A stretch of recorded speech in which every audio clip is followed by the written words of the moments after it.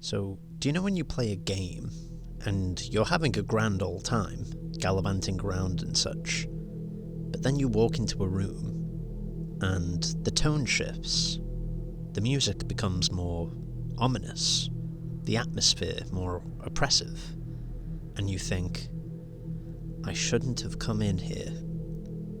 Now imagine a game where that is every room and you have fear and hunger. So spoilers for Fear and Hunger, obviously. Also trigger warnings. This game really goes places at times. Fear and Hunger is an RPG from Happy Painting Studios, aka one dude named Miro, and it and its sequel are among my favourite games of all time. This game to me demonstrates what happens when a person with unrestricted creativity can create something with absolutely awesome but conversely batshit results. So before we jump in, I'd advise you only watch this video and any accompanying video if you've played this game to completion before, or if you never plan on playing the game at all.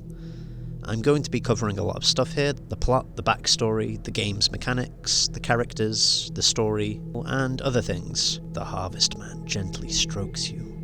And if you want to experience this game for yourself, which I heartily recommend, then click off this video, do that, and come back.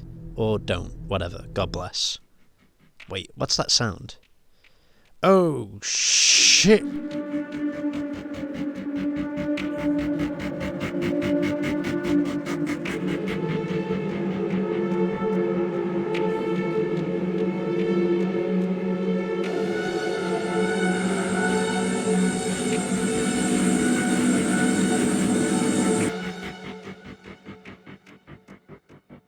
The first game takes place in the year of our Lord, 1590 AD, in the Kingdom of Rondon.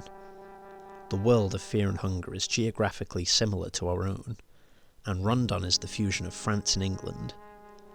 As a result, Rondon is the most powerful nation on Earth. The great Western Kingdom of Rondon, the centre of Western civilization. It was once formed out of hundreds of small warring nations and tribes to fight under one flag. Despite all of its power and prominence, the kingdom is currently in a state of total strife. A great plague ravages its capital city. Crops are failing. Children are disappearing off the street. The enigmatic dark priests, who practice an esoteric faith, plot and scheme to what ends nobody quite knows. And war is an eternal state rather than a last resort. And to make matters worse, the new gods, a pantheon of fickle deities, have seemingly disappeared along with Ulmer and the old gods, if indeed any of those entities ever even existed to begin with. Enter the god.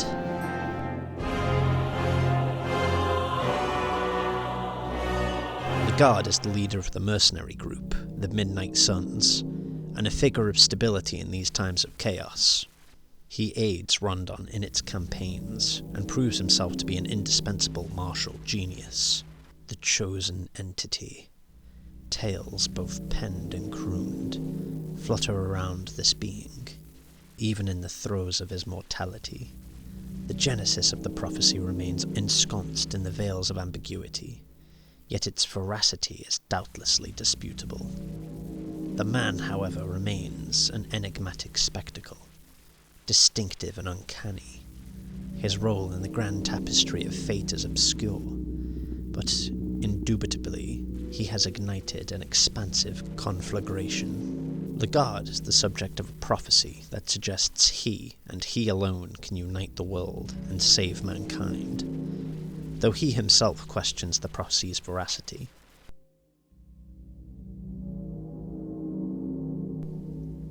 They believe you're the one from the prophecies. Those ancient texts are but child's wordplay. Of course, that doesn't mean that I shouldn't use them to my advantage. But really, many things are scarily accurate in the prophecy. It talks about the fair-haired man and the one who rivals gods in both power and beauty. Ha! I thought all the older gods were ugly as hell. Don't tell me you buy that stuff too. Nulvan of the new gods is supposedly beautiful, just as the tormented one used to be. The texts also speak he who unites the warring states. not by the power of the golden staff, but by the power of a dozen pitchforks. Well, all the kings hate me at this point, so that one line I can agree with. I will strive to unify these lands, be it in the prophecies or not, no matter the cost. But I feel like I'm really close to achieving my goals. But that last step is not clear. It's still shrouded in the mist. I'm not certain if this is the path to achieve all this. Though he does aspire to fulfill it, he's just not convinced that it's a matter of divine providence, but rather a result of his own unrelenting will. And he seems content to achieve his incredible ambition of uniting the nations of man through his martial might and diplomacy, until one day, he isn't. Legard, in his newfound zeal, does something that shocks even his own military commanders. He launches a campaign against the kingdom of Oldegard, needlessly killing scores of innocents and stealing some unholy relic.